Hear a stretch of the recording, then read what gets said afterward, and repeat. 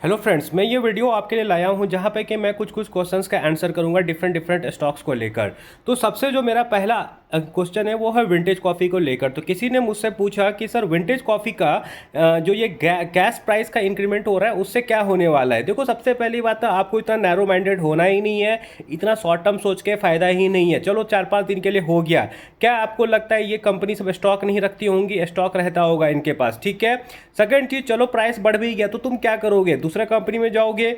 ऐसे इस तरह का मुझे बहुत सारा सवाल आता है। जैसे चलो सर इंडिया यूएस का टैरिफ का वो हो गया सिचुएशन ठीक, तो क्या करें? कौन सा कंपनी को फायदा होगा? भाई सब टेम्पररी है। अल्टीमेटली वही शेयर आपको जीतेगा, वही कंपनी जीतेगा जिसका फंडामेंटल अच्छा है, जिसमें ग्रोथ अच्छा है। तो आपका काम है अच्छे कंपनी को पकड़ो, उसके बिजनेस को समझो, उसमें टिके रहो। ये टेम्पररी से कि 5% गैस प्राइस ऊपर हो गया, 10% हो गया, उससे डिसीजन लोगे तो अल्टीमेटली आपका नुकसान होगा। मैं आपको बताता हूँ ऐसे केस में होता है क्या है। चलो आपको पता चला कि इसको फायदा नहीं होगा, दूसरा कोई कंपनी है उसको फायदा होगा। तो इस केस में क्या होता है, चूंकि आपको पता है, मुझे पता है, तो मार्केट में सबको पता होगा। अगला दिन जिस शेयर को फायदा होगा वो 10-15% ऊपर उठेगा और आप उसे खरीदोगे। हो सकता है एक दिन 2 दिन और वो ऊपर जाए और फिर वो नीचे आने लग जाएगा, ठीक है। ऐसा ही होता है मार्केट में और ऐसा ही होगा। जब तक फंडामेंटल्स अच्छे नहीं है, जब तक कंपनी में लॉन्ग टर्म विजिबिलिटी नहीं है, तब तक ऐसा ही होता रहेगा, ठीक है। आपको नॉर्मली यही करना है कि अच्छा कंपनी को पकड़ो, बैठे रहो अच्छी कंपनी में, sooner or later you will be rewarded, that's all. तो ये रहा मेरा विंटेज कॉफ़ी को लेके। कंपनी अच्छी है, कंपनी जब तक अच्छी करते रहती है ट्रैक करते रहो, दैट्स ऑल। सेकंड है आपको ओरियाना पावर। ओरियाना पावर को लेके मुझे एक कमेंट आया था कि सर सब कुछ अच्छा चल रहा है लेकिन कंपनी को रिवार्ड क्यों नहीं किया जा रहा है। देखिए, पहली बात तो मैं आपको एक बार बता देता हूँ, सिर्फ ओरियाना पावर को ऑर्डर नहीं मिल रहा है। आप इतना नैरो माइंडेड यहाँ पे भी मत बनो। उठा के देखो कितनी ऐसी कंपनी है जिसका अच्छा रिजल्ट आ रहा है, फ्यूचर भी अच्छा है, ऑर्डर्स भी मिल रहे हैं, फिर भी शेयर प्राइस को रिवार्ड नहीं किया जा रहा है। गिनी चुनी कंपनी होगी आज के टाइम पे जो अपने ऑल टाइम हाई के आसपास चल रही होगी, बहुत कम कंपनी होगी आज के टाइम पे, ठीक है, जो ऑल टाइम हाई के आसपास चल रही होगी। अच्छा ऑर्डर आने के बावजूद भी बहुत सारे कंपनी को रिवार्ड किया नहीं जा रहा है, क्योंकि सेंटीमेंट का खेला है ना ये सब मार्केट में। आप ये समझो, अगर बायर है ही नहीं, किसी को बाय करने का हिम्मत ही नहीं है, तो वो ऊपर कैसे जाएगा? शेयर प्राइस कैसे ऊपर जाता है? शेयर प्राइस बाइंग करने से ऊपर जाता है एंड सेलिंग से नीचे आता है। तो बायर भी तो होना चाहिए ना। और मार्केट इतना सिंपल नहीं है। मार्केट ऐसा नहीं कि x+y=z, ऐसे नहीं काम करता है। मार्केट में कभी कभी पहले रिवार्ड किया जाता है, कभी कभी बाद में रिवार्ड किया जाता है, ठीक है। ऐसा भी हो सकता है कि H2 के रिजल्ट से पहले इनको ठीक ठाक आपको रेटिंग मिल जाए पी का। You never know. आपका काम है अच्छे बिजनेस को पकड़ो, बैठे रहो। तुमको नहीं पता कब उस पे ऑपरेटर का आएगा करम और कब उसको ऑपरेटर लेके जाएगा। बस ये समझो, एक अच्छी कंपनी अगर कंसिस्टेंटली अच्छा रिजल्ट दे रही है तो sooner or later it will be rewarded and in bull market companies will be rewarded, ठीक है। That's all. और इतना मत टेंशन लिया करो यार, जब अच्छा कंपनी आएगा उसको रिवार्ड किया ही जाएगा, दैट्स ऑल। और देखो, मैं एक बार बताता हूँ, हर बार बोलता हूँ, किसी भी कंपनी को डबल होने के लिए कितना टाइम चाहिए होता है? डबल होने के लिए किसी भी कंपनी को 1 से 2 महीना चाहिए होता है। अगर 1 से 2 महीना किसी कंपनी को उड़ाया जाए तो आराम से डबल हो सकता है। तो जस्ट वेट करो भाई, अच्छा कंपनी पकड़ो, 20-30 अच्छे कंपनी में इन्वेस्टेड रहो और हाफ भी चल जाएगा तो ठीक ठाक पैसा बन जाएगा। मेरा तो यही थिंकिंग है। थर्ड क्वेश्चन है उसको, जैसे वार वगैरह से किसको फ़ायदा होगा? देखो भाई, पहली बात तो है ना, वार वगैरह से डिफेंस कंपनी सबको फ़ायदा होगा, क्योंकि जैसे वार वगैरह होता है ना, तो क्या होगा कि इंडियन गवर्नमेंट को भी लगे, कल को हमारे साथ भी हो सकता है, तो हमें भी अपना इंडिजिनस डिफेंस करना है और जल्दी से जल्दी डिफेंस को रैंप अप करना है, ठीक है। क्योंकि आजकल के ज़माने में कोई किसी का भरोसा नहीं है, कोई किसी का साथ नहीं देने वाला है। सबको अपना अपना डिफेंस चाहिए, सबको अपना अपना रडार सिस्टम चाहिए, सबको अपना अपना जीपीएस करना ही पड़ेगा, ठीक है। नहीं तो बहुत दिक्कत है। तो डिफेंस कंपनी को फ़ायदा होगा। सेकंड चीज़, यहाँ पे जो मिडिल ईस्ट क्राइसिस हुआ है, तो इससे इंडियन गवर्नमेंट को ये भी रियलाइज़ होगा कि हमारा ऑयल हमको अपना चाहिए। अगर ऑयल नहीं तो हमें ऑयल का सब्स्टिट्यूट चाहिए, ठीक है। तो और इंपॉर्टेंट चीज़ क्या है कि हमें ऑयल का यूज़ कम करना है, अल्टरनेटिव ढूंढना है। तो अल्टरनेटिव क्या है? अल्टरनेटिव यहाँ पे है आपको ग्रीन एनर्जी, ठीक है। तो ग्रीन एनर्जी से मुझे लगता है वार को ठीक ठाक फायदा हो सकता है, डिफेंस को भी ठीक ठाक फायदा हो सकता है, दैट्स ऑल। अब हम लोग चौथे कंपनी पर आते हैं। चौथा कंपनी है डैम कैपिटल, ठीक है। डैम कैपिटल को लेके बहुत लोग मुझे ये बोलते हैं सर ये साइक्लिक है, साइक्लिक है, ठीक है। देखो, साइकिल है क्या है नहीं पता है, मैं इतना ही बताऊंगा। अगर तुमको साइकिल खेलने से पैसा बन रहा है, दैट्स इट। हमारा काम है पैसा बनाना, साइकिल खेल के बनाए कि कैसे बनाए क्या बताओ। देखो माइक्रो फाइनेंस भी तो साइकिलिंग कंपनी है ना, स्टील कंपनी भी तो साइकिलिंग कंपनी ही है ना। तो यहाँ पे साइकिल खेलो, कहीं पे अगर साइकिल खेल के पैसा बन रहा है तो दैट्स ऑल, क्या फर्क पड़ता है। इतना मैं यही बोलता हूँ ना, शेयर मार्केट में इतना नैरो माइंडेड मत रहो, छोटा छोटा चीज को मत देखो। अगर कंपनी का वैल्यूएशन सस्ता है, कंपनी का फ्यूचर अच्छा है तो दैट्स ऑल, इतना दिमाग मत लगाओ। बहुत लोग बोलते हैं प्रोमोटर शेयर सेल कर रहे हैं, प्रोमोटर सेल कर रहे हैं, किसी को ये तक पता नहीं होता है कि भाई कितना प्रोमोटर सेल कर रहा है। ये तो एक बार जाकर देखो कि कितना सेल कर रहा है, ठीक है।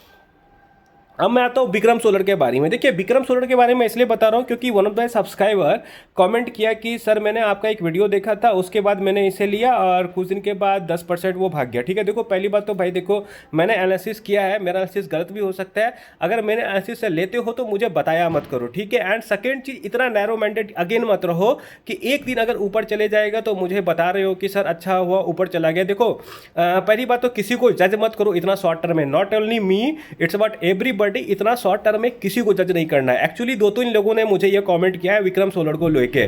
देखो कंपनी अच्छी है, मेरे हिसाब से तो कंपनी अच्छी है, मेरा कैलकुलेशन गलत भी हो सकता है, लेकिन मैं यही बोल रहा हूँ आपको, ये आपके भले के लिए है कि इतना नैरो माइंडेड मत बनो। कद को क्या होगा ना, कोई एक ट्रेडर आएगा, वो आपको एक ऐसा ट्रेडिंग कोई एल्गोरिदम सिखा देगा, बोलेगा अगला दिन उससे पैसा बन जाएगा एंड देन आप ट्रेडिंग करने लग जाओगे, ठीक है। और होता क्या है ना, नॉर्मली ट्रेडर जो होते हैं वो ऑपरेटर के साथ मिले हुए होते हैं and they will do pump and dump with you, ठीक है। तो इस चक्करों में मत पड़ो।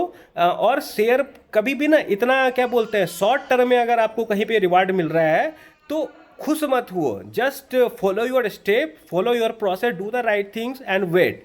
अबे जैसे विक्रम सोलर का बात है, विक्रम सोलर में मैंने क्या बोला कि मैं FY28 तक आई एम एक्सपेक्टिंग कि Vikram solar will be rewarded more compare to Waaree energy and premium. पहली बात तो वो FY28 अभी तक आया नहीं है, ठीक है। एंड उसके दूसरा बात क्या है कि भाई 10% उस दिन उठा था, उसके बाद गिर गया, फिर भाग गया, ऐसा ही होता है मार्केट में। सो डोंट जज any one on just one day. देखिए ऐसा होता बहुत सारा, अगर यहाँ पे बहुत कोई होते हैं ना यूट्यूबर तो ये डालते देखो मैंने कल इसको बताया ये 10% ऊपर चला गया अगला दिन, ठीक है, बहुत कोई करते हैं ऐसा, पर ये सही तरीका नहीं है क्योंकि अगला ही दिन फिर वो नीचे भी तो आ गया ना। एक दिन के शेयर प्राइस के मूवमेंट से you should not be happy, neither you should be sad, just wait, just do the right thing मेरे हिसाब से, ठीक है। And wait for your time, you will be rewarded अगर आप अच्छा चीज़ करोगे तो। देन उसके अलावा ना बहुत लोग मैनेजमेंट गाइडेंस जो देते हैं फ्यूचर आउटलुक को देख के, इबिटा मार्जिन को उस पर बहुत फोकस कर। देखिए मेरा यहाँ पे क्या सोच है, अपना दिमाग यूज करो भाई। फॉर एग्जांपल मैं अद्वैत का ही लूँगा। देखो मैं पहले बता देता हूँ, मैं अद्वैत पे इंटरेस्टेड हूँ और मैं थोड़ा अद्वैत पे बुलिश भी हूँ और मैं गलत भी हो सकता हूँ, ये कोई बहुत बड़ा बात नहीं है। तो अद्वैत के मैनेजमेंट का क्या बोलना है कि मैं 40-50% से ग्रो करूँगा, ठीक है, और उसका मार्जिन पे क्या कहना है कि मार्जिन इंप्रूवमेंट होगा। तो पर मुझे लगता है कि they can grow 60-70%। And I have already explain in my video कि मुझे क्यों ऐसा लगता है। तो ये भी हो सकता है कि मैं गलत हूँ मैनेजमेंट, और दूसरा चीज़ ये हो सकता है कि मैनेजमेंट कंजर्वेटिव है, ठीक है।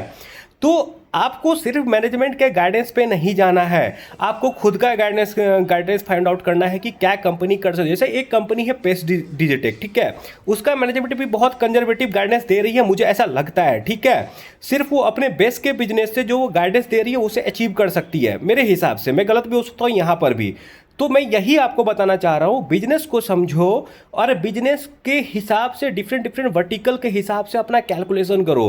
क्योंकि मैनेजमेंट क्या होता है ना, आप ये समझो कि विजय केडिया का ना एक बहुत बड़ा डायलॉग है कि कभी कभी मैनेजमेंट को भी नहीं पता होता है कि वो क्या करेंगे, ठीक है। मैनेजमेंट को थोड़ी ना सब कुछ पता होता है, मैनेजमेंट के हाथ में सब कुछ नहीं होता है ना। मैनेजमेंट को क्या पता है कि कल को कौन सा ऑर्डर मुझे मिलेगा नहीं मिलेगा।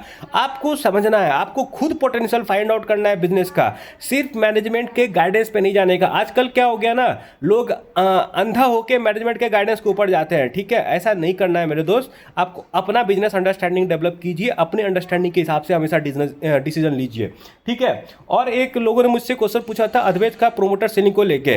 भाई पहली बात ना थोड़ा जाके देखो कि प्रोमोटर ने कितना शेयर होल्डिंग अपना बेचा है, ठीक है, और जाके देखो कि उसमें कितने पब्लिक शेयर होल्डिंग है। लोग बहुत सारे ऐसा क्वेश्चन करते हैं। मेरा सवाल ये नहीं, it's not about Advait only. अगर आप ऐसा चीज सोचते हो ना प्रोमोटर होल्डिंग, तो जाके देखो कि कितना बेचा है एक्चुअली में, किसको बेचा है, ये सब चीज देखो। जैसे प्रोमोटर में अगर देखोगे तो पहली बात तो माइन्यूट सा सेलिंग है, और जो सेलिंग भी है ना वो कोई बड़ा हाथ ही खरीद रहा है। आई थिंक 32,000 के आसपास यहाँ पे शेयर होल्डिंग है। आपको देखना पड़ेगा कि खरीद कौन रहा है। आप इतना नैरो माइंडेड नहीं हो सकते हैं, आपको रिसर्च करना पड़ेगा। You can not rely on just कि किसी ने बोल दिया कि इसका बेच रहा है तो दैट्स ऑल, ठीक है। बस आपको फाइंड आउट भी करना पड़ेगा कि क्या इसके पीछे का रीजन है। जैसे बहुत कोई ने बोला कि इसका मार्जिन कम है। देखो सच बताओ, मेरे को ना जवाब देने का मन नहीं करता है कि मेरा क्या जा रहा है भाई, जाने दो, ठीक है। मैं वीडियो बना रहा हूँ इसलिए बता देता हूँ। उसका मार्जिन नीचे होने का रीजन यही है, that is year on year margin नीचे होने का रीजन यही है कि कंपनी आपको सोलर ईपीसी वगैरह का काम कर रही है, बेस वगैरह का काम कर रही है आज के टाइम पे, और अभी वो ना क्या बोलते हैं अपने आपको प्रूव कर रही है। तो उसने कम मार्जिन वाला ही बिजनेस लिया हुआ है, क्योंकि अगर उसको प्रूव करना है तो उसको कॉम्प्रोमाइज करना पड़ेगा margin. It is the reason कि उसका Q3 का मार्जिन खराब था, एंड गोइंग फॉरवर्ड जब ये डिलीवर कर देंगे तो they will have proven themselves, और उनको फ्यूचर में अच्छे मार्जिन के बिजनेस मिलेंगे। It's that simple. इतना कॉम्प्लिकेटेड क्यों करना है चीजों को। और जहां तक बात है प्रोमोटर सेलिंग वगैरह का ना, promoter selling is not always bad. आपको देखना पड़ेगा किसको करेंगे। प्रोमोटर सेलिंग करता है तभी तो FIR DIS एंटर करता है ना। यहां पे देखो जो IPO आता है, IPO क्या है, IPO में भी तो प्रोमोटर ही सेल करता है ना। प्रोमोटर अपना स्टेक सेल करता है, कुछ ऑफर फॉर सेल आता है, कुछ फ्रेश इशू आता है, तो वहाँ पे किसी के हाथ में शेयर होल्डिंग जाता है, ठीक है। और एक बात समझो, किसी कंपनी के प्रोमोटर ने बोला था कि हमारी सैलरी इतनी नहीं होती है कि हम अपना सब कुछ देख सके, ठीक है। तो अगर एक माइन्यूट सा शेयर वो अपना बेच ही रहा है, उसको भी तो भाई घर खरीदना है, उसको कभी तो अपने बच्चों का शादी करवाना है, तो होता है यार, उसका अपना अपना नीड होता है। बस आप देखो कि बेच रहा है तो खरीद कौन रहा है, क्या वो सारा बेच दिया है, क्या सारा पब्लिक के हाथ में चला गया, ये सब देखो, समझे। इंपॉर्टेंट फैक्टर्स ये होता है। और जो मुझे लगता है ना सबसे इंपॉर्टेंट है वो है कि आपको कंपनी का फ्यूचर देखना है, वैल्यूएशन देखना है। ये प्रोमोटर का बाइंग सेलिंग चलता रहेगा, कभी बाय करेगा कभी सेल करेगा, इन छोटे छोटे चीज़ों में मत पड़ो भाई। बिजनेस समझो, that is something which is going to help you. और हाँ, none of the shares were buy and sell comments. हाँ सॉरी, एक शेयर के बारे में बताना भूल गया। उस शेयर का नाम है मनोरमा इंडस्ट्रीज। देखिए मनोरमा इंडस्ट्रीज का QIP लॉन्च हुआ है। QIP 500 करोड़ का है, और उनका कैपेक्स कितने का था, 480 करोड़ का, ठीक है। तो एक गुड न्यूज़ क्या है कि वो अपना टाइम से पहले कैपेक्स कर लेंगे। उन्होंने 2-3 साल का टाइम दिया था, तो हो सकते हैं क्या कि ये लोग QIP करें, पैसा उठाए और जल्दी से जल्दी अपना कैपेक्स कर ले, ठीक है।